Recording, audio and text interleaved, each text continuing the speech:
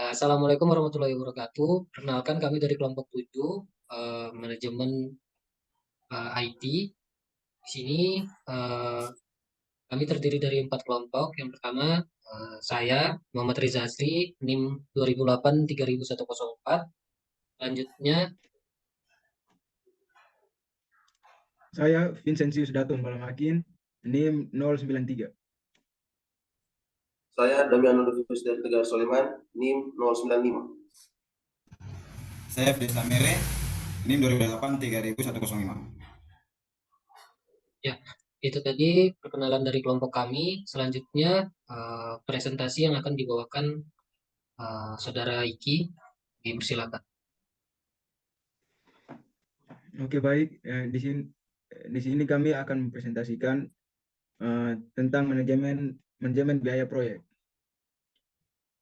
Yang pertama, definisi. Biaya adalah semua sumber daya yang harus dikorbankan untuk mencapai tujuan spesifik atau untuk mendapat sesuatu sebagai gantinya. Biaya pada umumnya diukur dalam satuan keuangan seperti dolar, rupiah, dan sebagainya.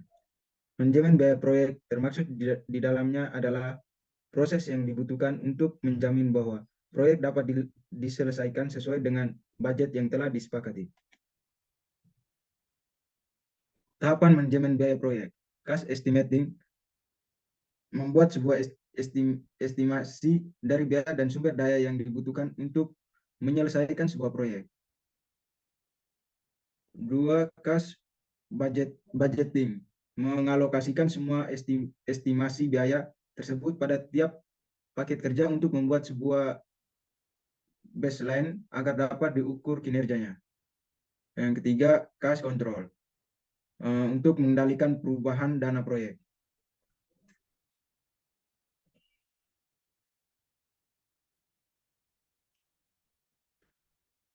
Yang berikut cash estimating. Output penting dari tahapan ini adalah estimasi biaya. Sangat penting membangun cash management plan yang menggambarkan bagaimana variansi biaya akan dikelola dalam proyek. Tipe-tipe estimasi. Selanjutnya, masalah-masalah utama dalam estimasi biaya proyek IT. Yang pertama, membuat estimasi untuk proyek perangkat lunak yang besar merupakan kerjaan yang cukup besar, mengingat bahwa estimasi biaya dilakukan pada berbagai level proyek. Yang kedua, banyak orang melakukan estimasi dengan sedikit pengalaman akan pekerjaan yang berkaitan. Solusinya adalah cobalah untuk melakukan berbagai pelatihan dan mentoring. Yang ketiga, setiap orang memiliki bias masing-masing akan estimasi. Solusinya diberikan pertanyaan-pertanyaan kritis yang meyakinkan bahwa estimasi tidak bias. Yang keempat, manajemen menginginkan sejumlah tawaran, bukan estimasi sebenarnya. Manajer proyek harus bisa bernegosiasi dengan sponsor proyek agar dapat membuat estimasi biaya yang realistis. Cost estimation tools and techniques. Yang pertama, analogous estimate, top-down estimate, mengestimasi biaya proyek berdasarkan biaya aktual dari proyek sebelumnya yang dianggap mirip dengan proyek yang akan dikerjakan. Yang kedua, bottom-up estimate, estimasi berdasarkan setiap paket kerja terkecil dan menjumlahkan seluruhnya hingga diperoleh biaya total dari sebuah proyek. Selanjutnya, cost estimation tools and techniques 2. Yang pertama, parametric modeling. Estimasi biaya proyek dilakukan dengan memanfaatkan karakteristik proyek sebagai parameter dalam modal matematika. Contoh, model aircraft cost. Parameter type of aircraft, how fast the plane will fly, estimate weight of various part of the aircraft, the number of aircraft production. Constructive cost model atau COCOMO. Yang pertama, salah satu model parameter yang terkenal dibuat oleh Gary Bohm. Yang kedua, digunakan untuk mengestimasi biaya pembuatan perangkat lunak berdasarkan jumlah baris kode, source line of code, atau function point. Yang ketiga, COCOMO 2, model terkomputerisasi yang sudah tersedia di web. Contoh cost estimate. Contoh cost estimate. Yang pertama WBS item. WBS item yang pertama project management dengan WBS level 1 totalnya 306.300 US dollar dengan of total 20%. Project manager unit HRS-nya 960, cost unit HR-nya 100 US dollar. Subtotalnya 96.000 US dollar. Project team member unit HRS-nya 1920, cost unit HR-nya 75 US dollar. Subtotalnya 144.000 US dollar. Selanjutnya contractors 10% of software development and testing. Subtotalnya 66.300 US dollar. Yang kedua hardware 2.1 handheld devices. Unit HRS-nya 100, cost unit HR-nya 600 US dollar. Subtotalnya 60.000 US dollar. 2.2 server. Unit HRS-nya 4, cost unit HR-nya 200 US dollar. Subtotalnya 20.000 US dollar. Yang ketiga software 3.1 licensed software.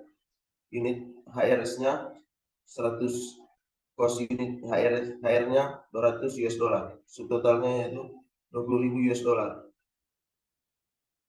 3.2 software development. Subtotalnya 594.000 US dollar. Dan yang keempat testing 10% of total hardware and software cost. WBS level 1 totalnya 69.600 US dollar. Presentasi of totalnya 5%. Yang kelima training and support. WBS level 1 totalnya 202.400 US dollar. Presentasi of totalnya 13%. Train cost unit HRS-nya 100, cost unit HR-nya 500 US dollar. Subtotalnya 50.000 US dollar. Travel cost unit HRS-nya 12, cost unit HR 700 US dollar. Subtotal 8.400 US dollar. Project team member unit HRS-nya 1.920, cost unit HR-nya 75 US dollar dan subtotalnya 144.000 US dollar. Yang keenam reserve 20% of total estimate. Subtotalnya 253.540 US dollar. Untuk BBS level 1 totalnya 253.400 US dollar dan presentasi of totalnya 17%. Total project cost estimate-nya BBS level 1 totalnya 1.521.400 US dollar. Selanjutnya adalah cost budgeting. Yang pertama yaitu ada input utama WBS, kemudian output utama cost baseline. Cost baseline is time-based budget that project manager use to measure and monitor cost performance. Selanjutnya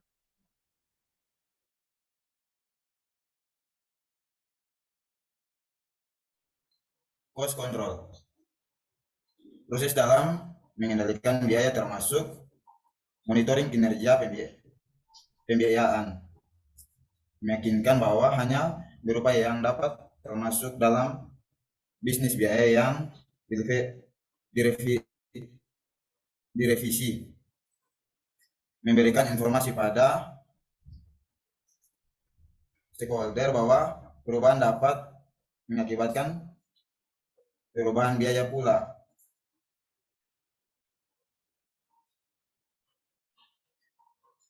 Advanced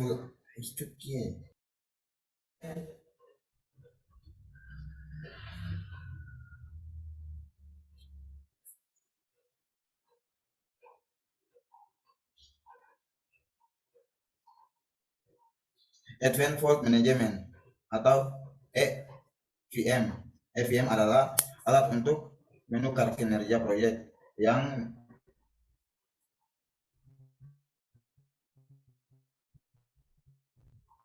mengintegrasi. Untuk menggunakan EVM harus dibutuhkan terlebih dahulu business original plan plus advance checks. Dengan business plan dapat dievaluasikan apakah proyek bekerja dengan baik atau tidak. Secara periodik informasi aktual mengenai kinerja proyek harus diperbaharui sehingga pemanfaatan FEM dapat optimal.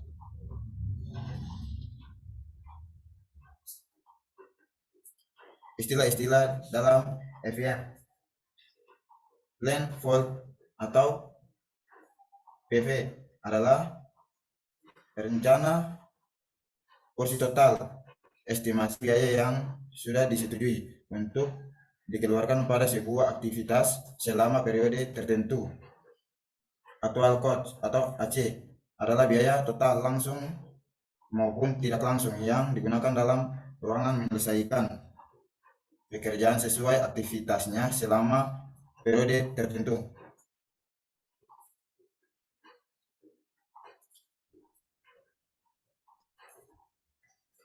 Sudahkah? Terus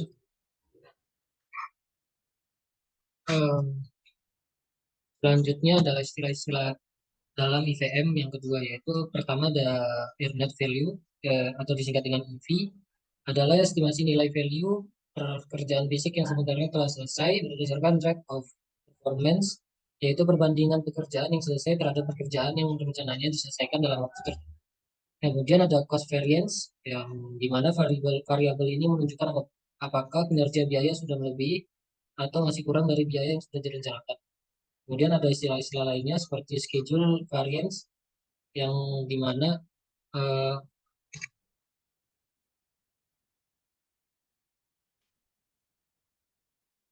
kemudian ada yang selanjutnya itu adalah schedule variance, yang dimana variabel ini menunjukkan apakah jadwal yang lebih lama atau lebih lambat dari yang direncanakan. Kemudian ada cost performance index. Di sini variabel yang dapat digunakan untuk mengestimasi biaya pada saat proyek selesai berdasarkan kinerja proyek sampai waktu tertentu. Kemudian ada schedule performance index atau SPI. Variabel ini dapat digunakan untuk mengestimasi waktu selesainya proyek berdasarkan kinerja proyek sampai waktu tertentu. Kemudian yang selanjutnya ada rumus-rumus earned. Kemudian ada contoh table dari earned value calculation. Kemudian di sini ada contoh perhitungan earned juga. Kemudian ada contoh grafik earned. Yang selanjutnya ada makna angka dalam IVM. Angka negatif untuk CV atau SV mengindikasikan masalah dalam kinerja proyek.